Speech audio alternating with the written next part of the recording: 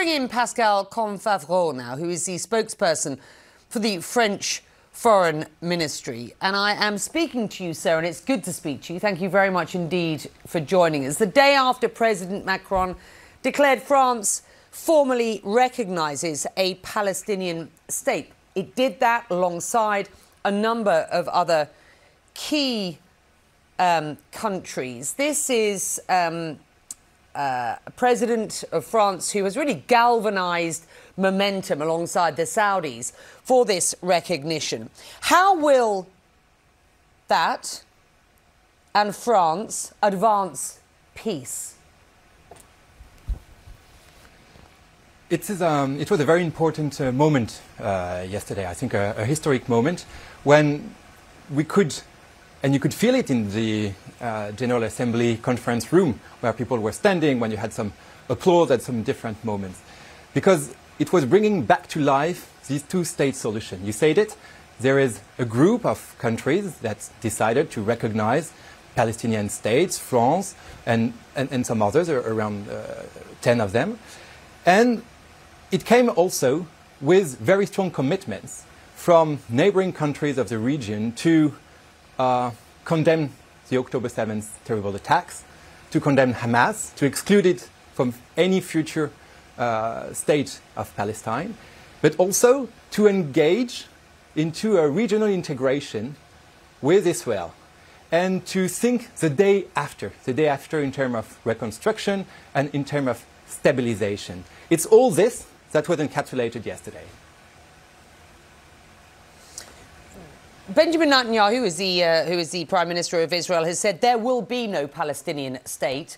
And when asked for how he is likely to respond to these recognitions by these European countries and others, he says, wait for it, effectively suggesting that once he has been to the States and had a conversation with Donald Trump, the US president, that his response will come. There are many who say that response could actually get in the way of there ever being peace and a Palestinian state going forward. Does that worry you?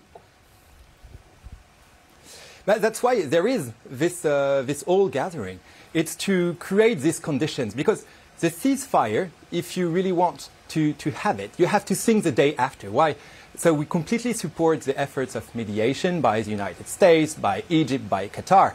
But we think that what was gathered yesterday at the United Nations, and there were 142 countries voting in favor of that, so a very large majority at the United Nations yesterday, it really helps actually to have exactly what the United States wants, which is these ceasefire, immediate ceasefire, the release of the 48 hostages that are still in the hands of Hamas since October 7th, and the immediate access for humanitarian aid in Gaza to support the populations that are in a state of famine, according to the United Nations. So that's why this thing really is also in favor of peace in the region, because if you don't give a political horizon for the population, you just fuel violence and violence and violence. So that's why we think it's in the best interest of the actors in the region.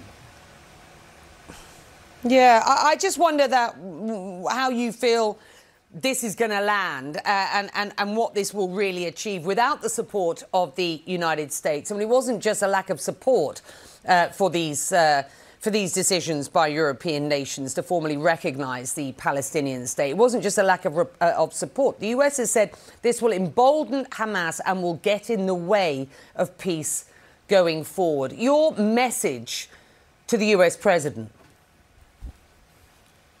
The recognition of the Palestinian state is a failure of Hamas. Hamas doesn't want a two-state solution.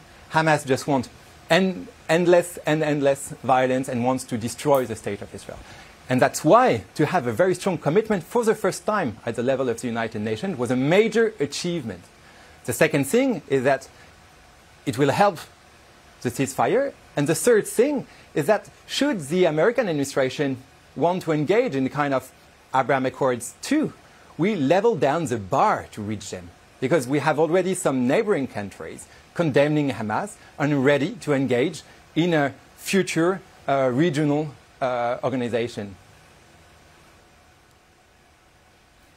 It's good to have you, sir. Thank you very much indeed for your time. A big story and an important voice.